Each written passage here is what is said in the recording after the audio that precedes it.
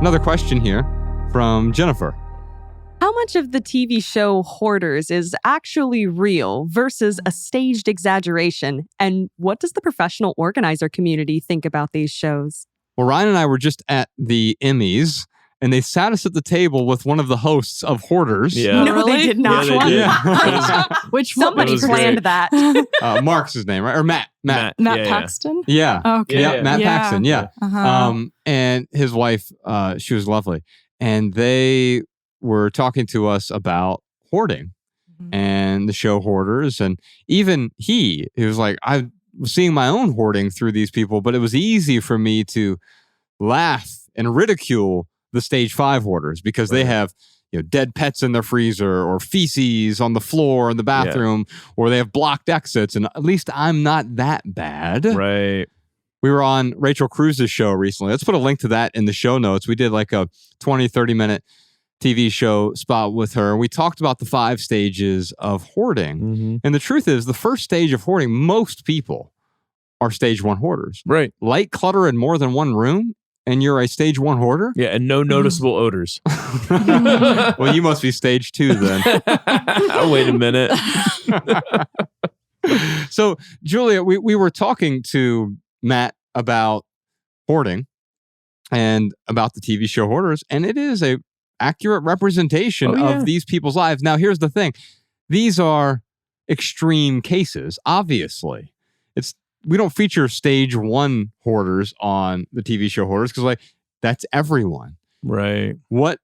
We need to sensationalize things. So we need to see stage 5. We need to see the blocked exits. We need to see the tiny pathways so you can barely walk through someone's home. And so, yes, it is sensationalized for TV and edited in a way that makes it more compelling because, let's face it, we've also driven by a hoarder's yard, a hoarder's house. I'm not compelled in the sense that I want to watch their yard for 30 minutes. So, of course, a TV show has to make it more compelling.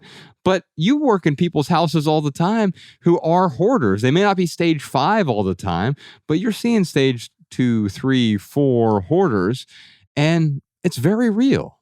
It's absolutely real. Yeah. I mean, I've seen the show Hoarders as well. And I recently read Matt Paxton's book about legacy list and letting go. And I found it helpful in thinking about, later in life, the things that I wanted to be remembered for in terms of material possessions. Yes, I see hoarded homes regularly. The home that I was speaking about earlier with all of the paper covering the desk was an example of that. And I think a lot of people that I work with are not, they're aware that there's a problem, but they don't see things the same way that an outsider would see it because they've got so used to it. Yeah. And they do a lot of just stuff shifting. They're just churning things around. They'll just move things from one room to the next. What I consider what I do is somewhere between what you see on the Home Edit and what you see on Hoarders. It's very much in the middle. One thing that I find so fascinating is that when I work with people in Hollywood, which I do sometimes because I'm located in LA, they don't allow me to take pictures of their home or videos of their home. Oh, wow. So what we see on the Home Edit is these celebrities super excited to come in, but what you're not seeing is celebrities who are in hoarded homes because of the shame that they have. I see these people. Sadly, they don't let me take a selfie with them because they don't want they don't want anyone to know that it was like that. But whether you're a celebrity or not, this is a very real problem that I see all the time.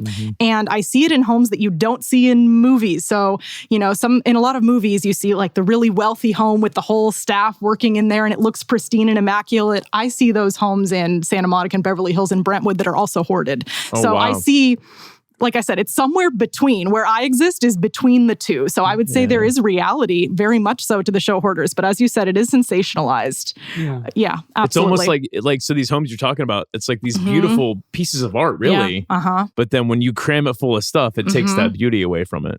It's like throwing a cake at Mona Lisa. Yeah, right. Yeah. Too soon, Josh. Yeah, and I mean, I'm really just there to support them. They already feel pretty terrible about the state of things. Right. And, I often wonder at the show Hoarders how they get people to agree to be on the show because many of the people I work with really strongly do not want any evidence of anyone knowing that it was even close to where they live, where we were. Yeah. I feel like the Hoarders episodes are like people who are just completely desperate. They're just so desperate. They're like, fine, let's film it. Help me get rid of stuff. What's fascinating to me, and I'm kind of going off the rail here a little bit, what's fascinating to me is that show a lot of the times has instances where the home isn't safe. So there's so much stuff and there's so much weight that it structurally changes the house.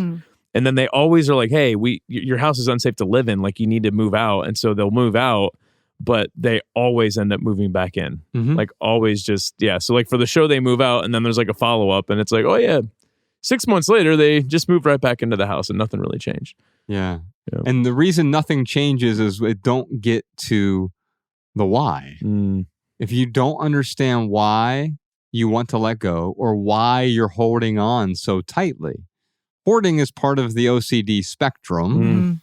It's the same thing as Spartanism, but just the other side of the spectrum. Spartanists can't hold on to anything.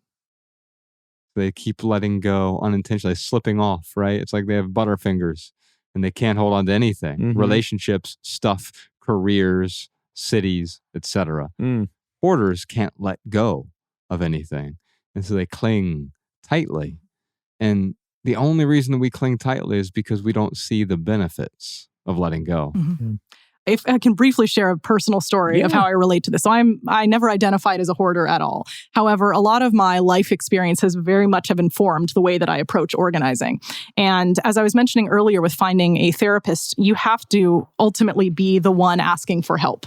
So I have been in a rehab setting in my past. And when I saw people who came in there, who were there by intervention, by their families, by court order, who had to be there for their drug or alcohol addiction, those people were much less likely to get better than people who were there on their own accord. Right? And so even if it isn't hoarding, I can relate to that because I have sought help in the past. I had an eating disorder and I went to seek treatment myself. And ultimately, I believe that's why I got better. It wasn't because somebody else asked me to do it. It was because I was ready and I was ready to get help at that time. But the other people that were there, again, through intervention, not so much. And so with that show Hoarders, I love that the show exists because if it motivates people to get help, that's fantastic. I'm sure some people do watch it because they just want to feel better about themselves. I mean, I think a lot of us watch TV to unwind and like, look at how much of a hot mess that house is, or like any reality show. Look how much better I am.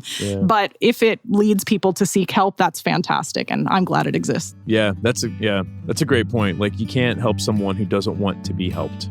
That's absolutely true. Did you enjoy this standalone Patreon highlight? If so, you can listen to full episodes of the Minimalists private podcast available exclusively on Patreon. Visit patreon.com/theminimalists or click the link in the description. Your support keeps our podcast and YouTube channel 100% advertisement free.